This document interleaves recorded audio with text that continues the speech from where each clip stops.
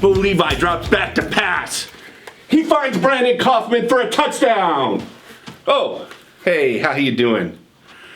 Just reliving some of the memories from 10 years ago when Eastern Washington won the FCS national title.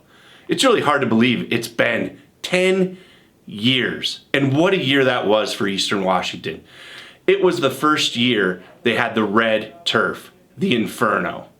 In the summer of 2010, Eastern Washington installed a red football field, thanks in large part to former Eagle great Michael Roos, who at the time was an all-pro tackle for the Tennessee Titans.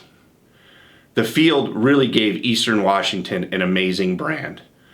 I was fortunate to be there the first game they played on the red field, a victory over Montana. And then I was even more fortunate to be there when they beat North Dakota State in the quarterfinals and Villanova in the semifinals to advance to Frisco, Texas to face the Delaware Blue Hens. What a great trip that was.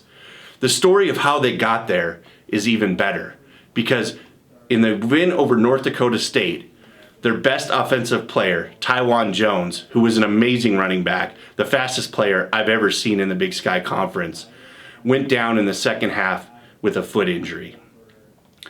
People didn't think that Eastern Washington would be able to advance past Villanova without Taiwan Jones.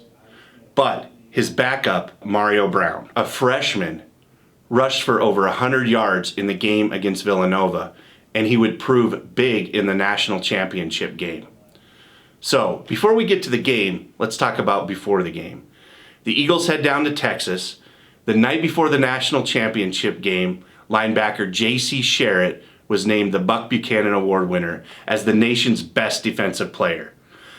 J.C. Sherritt was undersized, but had a heart and a motor that didn't stop. He was an amazing tackler, the real heart and soul of that defense. And their defense came up big in the national championship game. Now, personally, this was the third straight year I got to attend the national championship game because we had Montana in 2008 and in 2009. Well, at halftime, it was 12-0 Delaware, and I wasn't that excited about the game. The most exciting thing that happened to me to that point was I was sitting next to Everson Walls, the former Dallas Cowboy great, and he turned to me and asked if he could use my cell phone because his wasn't working in the stadium. So I thought, wow, that was really cool. But I was really down thinking our team was going to lose in the national championship game for the third straight year. It was 19-0 in the third quarter and things looked really bleak. But Bo Levi Mitchell hit Mario coming out of the backfield for a 32-yard gain, and that one play changed the trajectory of the whole game. A couple plays later, Mitchell hit Brandon Kaufman for a touchdown to get the Eagles on the board. The Eagles came back again and scored, and then it was a one-score game. The thing everyone remembers about that game is the controversial fourth down play in the fourth quarter. Again, Mario Brown played a factor in that. It was 4th and 1. The Eagles were driving for the go-ahead score. He barely made the first down, but it was challenged. And about a 10-minute delay happened. I was texting people on the sidelines who were watching it on TV asking them, do you think he got it? Do you think he didn't get it? Did he get it? Did he not get it? And Casey Keeler, the coach of Delaware, was on the sidelines furious because they thought they had moved the chains wrong. And when they reset the chains, they weren't set correctly. Anyway, they had to remeasure, and Mario got the first down by this much. It was crazy. A couple plays later, Mitchell hit Brandon Kaufman for the game-winning touchdown, 20-19. Now, one of the saddest people in the stadiums that day was a man named Joe Biden. He was a Delaware grad. So he took the trip down to the game. That was another interesting thing. There were snipers on the stadium rooftop as his helicopter came in. So that was cool to be there with Joe Biden was then the vice president.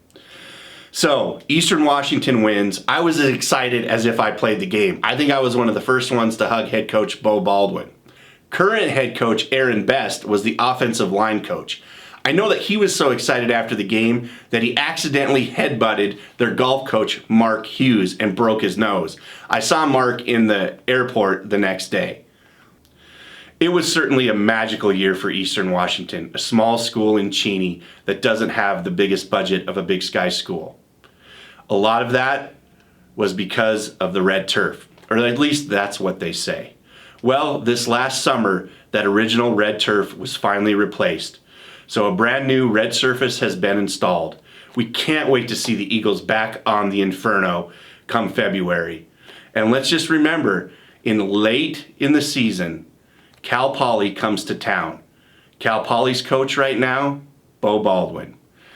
J.C. Sherritt and Nick Edwards, who were standouts on that team, are also with Cal Poly. So although they'll be coming in green to Cheney, I would imagine there will be some sort of celebration and recognition of that 10-year anniversary.